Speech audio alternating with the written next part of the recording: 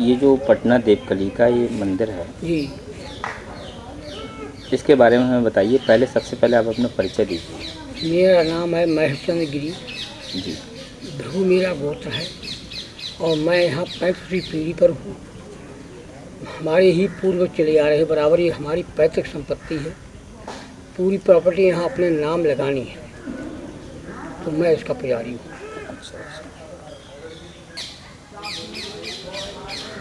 अब आप हमें इस मंदिर के जो इतिहास है उसके बारे में हमें बताइए। ये स्वामी शुक्राचार्य तपोभूमि है।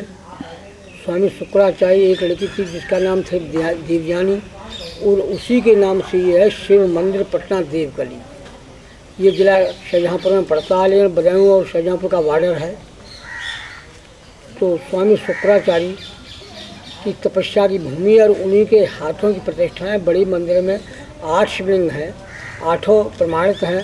शंकर जी के 8 अंश हैं। शंकर जी 8 अंश हैं। वो अंश हैं सर्वो भगवत तथा रुद्रो उग्रो भीमा पाशुपति ईसा निश्चा महादेव मूर्ति 8 विश्वा। ये 8 अंश हैं शंकर जी के। हर शिवलिंग की प्रतिष्ठा 1000 वर्ष में हुई है और 8 शिवलिंग की प्रतिष्ठा 8000 वर्ष में हुई है। स्वामी शुक्राचार्य सत्य के चौथे चरण में हुए हैं। सत्य की पूरी अवधि है 17,28,000 वर्ष। उसके चौथे अंतिम भाग में स्वामी शुक्राचार्य हुए हैं। स्वामी शुक्राचार्य जो लड़की देवयानी थी, अटूट सुंदर थी और देवताओं में राक्षसों में संघर्ष चल रहा था। स्वामी शुक्राचार्य संजीवनी विद्या जानते थे, दूसरा और कोई जानता नहीं था। देवता लोग परेशान हो गए, क्योंकि किसी राक्षस संहार होता था तो स्वामी शुक्राचार्य अपनी संजीवनी विद्या के द्वारा उसको जीवित कर देते थे। इस तरह से देवता लोग परेशान हो गए कि अब राक्षसों पर विजय कैसे मिले। तो देवता लोगों में से गुरु बृहस्पति का लड़का कच यहाँ विद्या सीखने के उद्देश्य से आया। उसने कहा कुछ नहीं, लेकिन गुरु की अटूट सेवा करने लगा।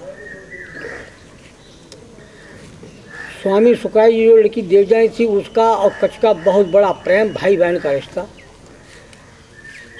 लेकिन कच ने कहा कुछ नहीं। गुरु की पूजा करने के लिए अपनी फूल पाती लेने के लिए गया तो राक्षस ने कच को मार के और मांसाहारी जानवर खिला दिया।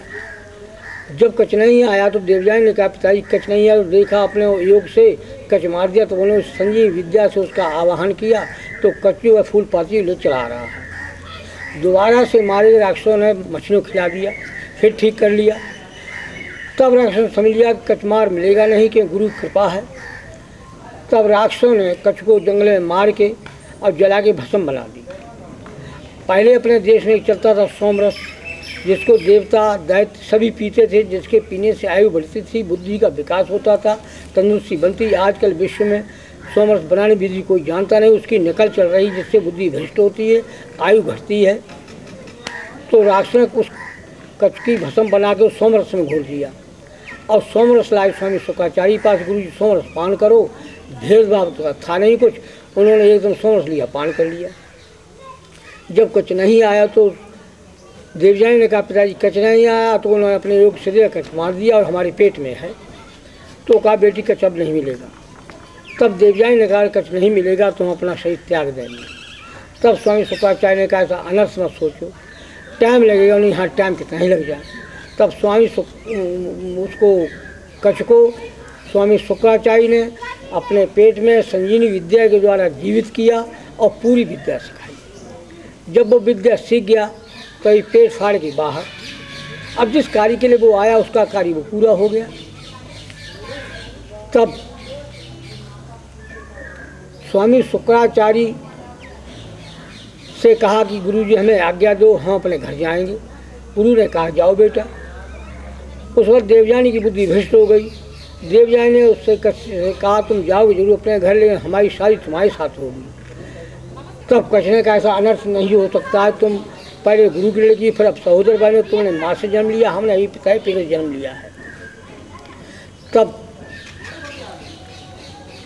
देवयानी श्राप दे दिया कि जाओ, जो विद्या सीखी वो सब तुम भूल जाओ। इस बात को लेकर कच ने भी श्राप दे दिया, जो तुमने विद्या सीखी वो सब भूल जाओ।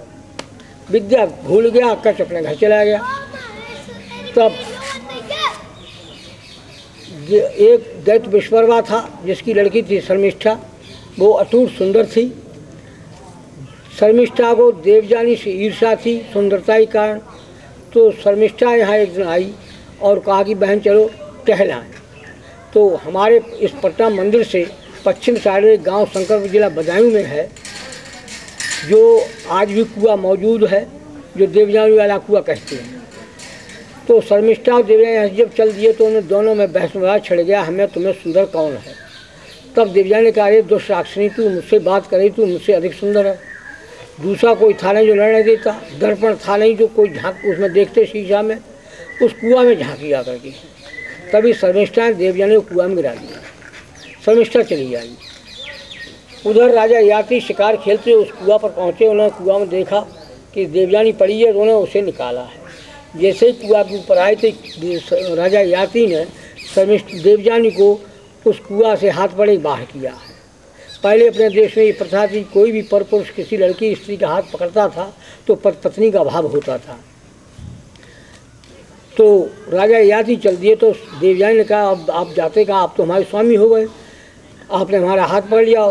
तो राजा याति ने कहा, ऐसा अनर्थ कैसे हो सकता, तुम गुरु की लड़की हो, उन्हें कुछ भी सही, आपने हमारा हाथ पकड़ लिया इसलिए आप हमारे स्वामी हो गए। तब यहाँ पंचायत आई।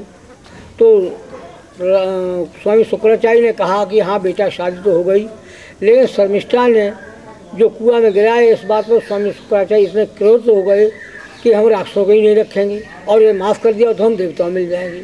लेकिन राक्षसों ने बहुत ज़्यादा अन्य विनय प्रार्थना की, पहल नहीं छोड़े। तो स्वामी शुक्राचार्य ने कहा कि जो हमारी लड़की देवयानी निर्णय देगी वो हमें स्वीकार है। देवयानी से पूछा गया कि तुम शर्मिष्ठा को क्या सजा है। तब देवयानी ने कहा, कोई बात नहीं, शर्मिष्ठा को सजा ये कि हमारी डोली के साथ दासी बन करके जाएगी, जीवन पर्यंत दासी बन करके रहेगी। मान्य हो गई बात। तो गुरुआ नवी इंटर कॉलेज जहाँ है, वहाँ जिस खेड़े पर कॉलेज वहाँ दासी महल, बराबर में खेड़ा जो आज भी एक मठिया बनी हुई जिसको देवयानी वाली मठिया कहते हैं, तो वहाँ रानी महल। तो देवयानी जो थी रानी महलों चली गई, दासी महलों चली गई। जितने समय में देवयानी एक पुत्र पैदा हुआ जिसका नाम था यदु, उतने ही समय में देवयानी शर्मिष्ठा के दो पुत्र हो गए, कुरु और पुरु। सुंदरता के कारण राजा याति अपनी रास्ता से विचलित हो गए। तो ये राज किसी को नहीं मालूम कि शर्मिष्ठा से भी राजा याति प्रेम करते हैं। तो पहला पुत्र जो यदु हुआ देवयानी के, उतने ही समय शर्मिष्ठा के दो पुत्र हुए, कुरु और पुरु। लेकिन राज किसी को नहीं मालूम। दोनों शर्मिष्ठा के पुत्र कुछ सियाने जब हो गए तो राजा याति के पीछे पीछे रानी के महलों चले गए। देवयानी देखा तो राजपुत्र ये क्या चक्री कहाँ से आए। तो पूछा राजन, ये पुत्र किसके हैं। तो राजा याति घबरा गए, कह कुछ नहीं सके। तभी देवयानी श्राप दे दिया, जाओ तुम वृद्ध हो जाओ। तब एक वृद्ध हो गए। तब यहाँ फिर पंचायत आई, राजा याति आए और कहे हम अब राज कैसे करें, हम बुढ़े हो गए। तो स्वामी शुक्राचार्य ने कहा, तुम्हारा लड़का तुम्हें कोई आयु दे तो राज्य कर सकते हो, वरना नहीं। तब राजा याति गए, देवयानी का जो पुत्र था यदु, उससे कहा कि हमें कुछ आयु दो, हम राज्य करें। उसने साफ मना कर दिया कि अब शर्मिष्ठा हमारी माता है, हम पाप में पड़ जाएंगे, हम आयु नहीं दे पाएंगे। तब शर्मिष्ठा के पुत्रों से कहा तो बड़ा लड़का जो कुरु था उसने भी मना कर दिया। छोटा लड़का जो पुरु था उसने अपनी आधी आयु दी है। तब राज्य किया। जब राज्य को त्यागा है तो यदु के लिए कुछ नहीं दिया, मुसाकारात दिया जहाँ से यदुवंश चला है। कुरु के लिए कुरुक्षेत्र राज दिया जहाँ से कुरुवंश चला है। पुरु के लिए राज चला कर गद्दी बैठाला और यहीं से यदुवंश और क्षत्रिय वंश चला। यात्री लोग दर्शनार्थ आते हैं, दर्शनार्थी, और यहाँ दर्शन करते हैं। सावन के मेला पर कम से कम 8-10 लाख आदमी आता होगा और कामरे बड़ी बड़ी दूर से भर के लाते, कामरे यहाँ चढ़ाते हैं। तो सावन में 1 महीने का मेला होता है और करीब 17-18 थाने की पुलिस होती है यहाँ, तब कंट्रोल भीड़ का होता है। तब भी 50,000 आदमी वापस हो जाता, मंदिर में पहुँच नहीं पाता है। उसके बाद आधे फागुन शिवरात्रि का मेला होता है। मेला भारी होता है लेकिन सावन से कुछ कम होता है। उसके बाद चैत्र के शुक्ल त्रयोदशी होती है, वो सबसे छोटा मेला होता है। तो यहाँ दर्शन करने के लिए पब्लिक जो आती है बहुत बहुत दूर से आती है। और तांता लगा रहता है, वैसे यहाँ रोज़मर्रा भीड़ रहती है। यहाँ अन्नप्राशन और मुंडन बच्चों के होते हैं, तो ज़्यादातर अन्नप्राशन और मुंडन जो कराने के लिए वो भी बड़ी बड़ी दूर से आते हैं। यहाँ तक की है मद्रास तक के यहाँ आदमी आते हैं। क्यों अभी हमारे पास आया था मद्रास से के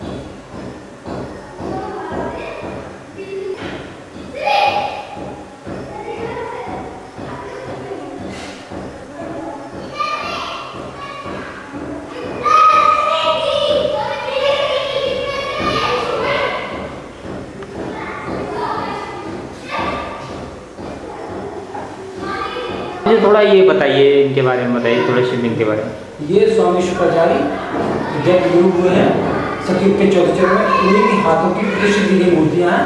सबसे प्राचीन शिवलिंग ये है पंचमुखी शिवलिंग। शंकर जी 8 अंश है, उन 8 अंशों की प्रतिष्ठा है।